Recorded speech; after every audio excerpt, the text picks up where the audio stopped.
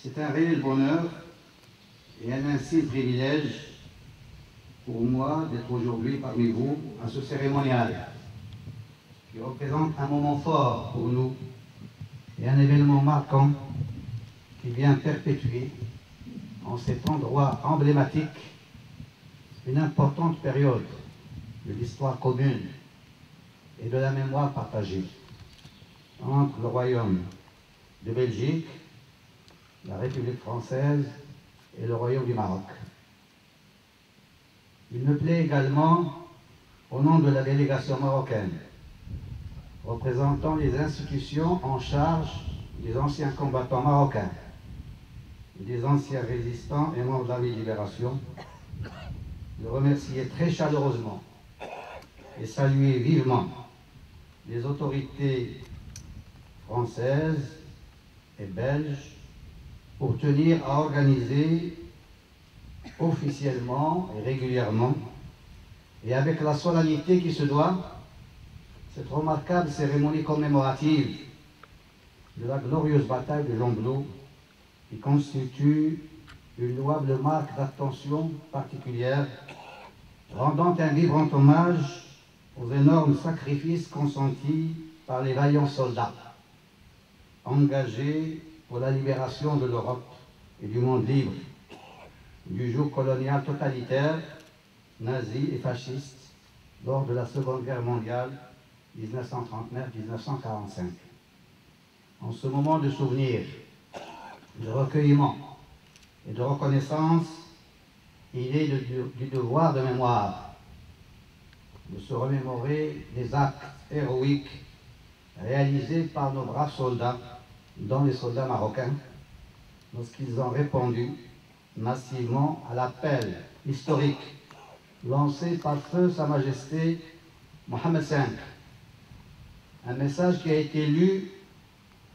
le 3 septembre 1939 dans toutes les mosquées du Royaume du Maroc,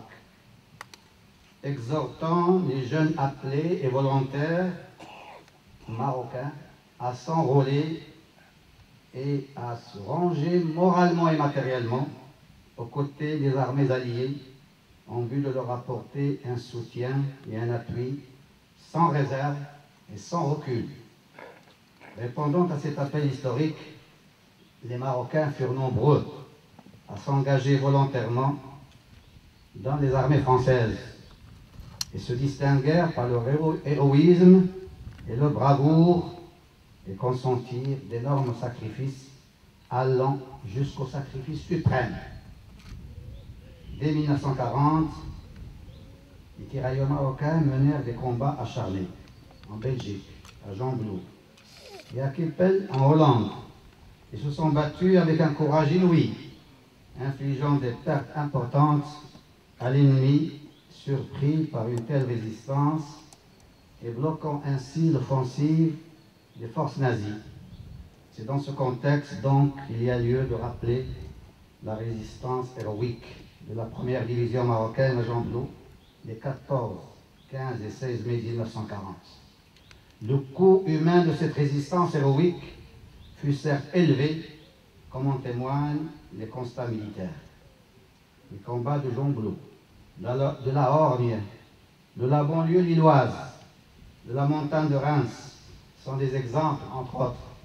qui témoignent de l'abnégation, du courage et de la détermination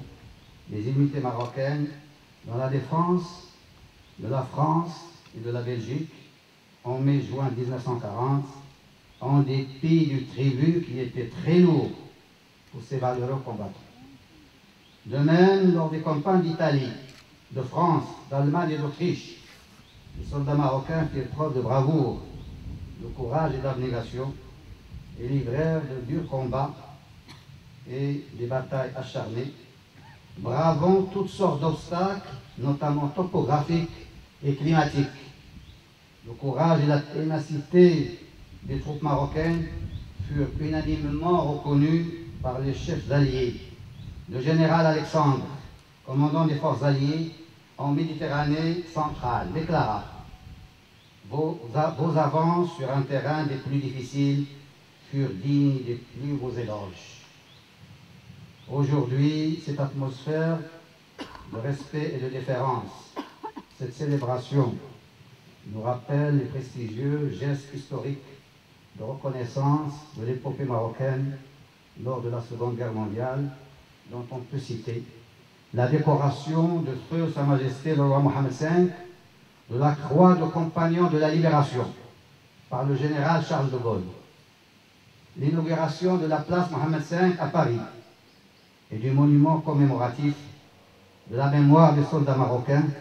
tombés pendant la bataille de Verdun, et récemment la célébration en 2008 à Kippel, en Hollande, de la reconnaissance officielle de la contribution des Marocains à la Seconde Guerre mondiale sur le sol néerlandais. Excellences, Mesdames et Messieurs, je voudrais aussi mettre l'accent sur l'intérêt capital de l'histoire commune, de la mémoire partagée, dans le rapprochement de nos peuples, la promotion du dialogue constructif et la diffusion des valeurs de tolérance, de coexistence, de paix et de coopération entre les cultures et les civilisations, et le renforcement des liens de coopération et de partenariat sous l'égide de Sa Majesté le roi Mohammed VI et du président Nicolas Sarkozy. D'autre part, comme l'a souligné Sa Majesté le roi Mohammed VI dans son allocution à l'occasion de la visite effectuée au Maroc en octobre 2004 par leur Majesté le roi Albert II et la reine Paola, je cite, « Il faut remonter à 1862 pour dater la première convention de commerce et de navigation entre les royaumes du Maroc et de Belgique. Ce sont un siècle et demi d'une mutuelle estime que ni les guerres, ni les crises, ni les drames qui ont secoué le monde n'ont affaibli. Face aux agitations de l'histoire, nos deux monarchies ont apposé une constante et sereine amitié. » Fin de citation. La revalorisation de la mémoire partagée offre une opportunité très favorable aux générations montantes et futures pour apprécier à leur juste valeur les enseignements, les significations profondes et les valeurs sacrées que recèle notre passé commun en tant que patrimoine historique universel, et par conséquent leur permettre à ces jeunes et aux générations montantes d'acquérir les principes fondamentaux de la citoyenneté constructive, du patriotisme positif et des nobles valeurs humanitaires. Faire partager une mémoire commune qui soit le fruit d'un récit partagé, tel est en effet l'un des défis majeurs de notre temps. Cette mémoire combattante que nous avons en partage, au-delà de la reconnaissance et des réparations dues aux hommes exceptionnels qui l'ont vécu dans leur chair, est aussi et surtout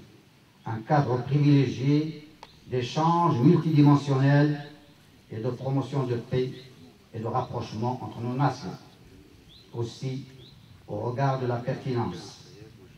et de la dimension pédagogique du concept de mémoire partagée, ne nous doutons pas un instant qu'il servira d'exemple et de référence et fédérera toutes initiatives propres à bâtir un présent porteur et un avenir meilleur d'excellence et d'exemplarité des relations du Royaume du Maroc avec son partenaire naturel, l'Europe. Constatons avec une grande satisfaction le succès de cet événement mémorable et historique. Je me réjouis que la mémoire partagée puisse désormais constituer une composante à part entière dans le développement et le renforcement des relations privilégiées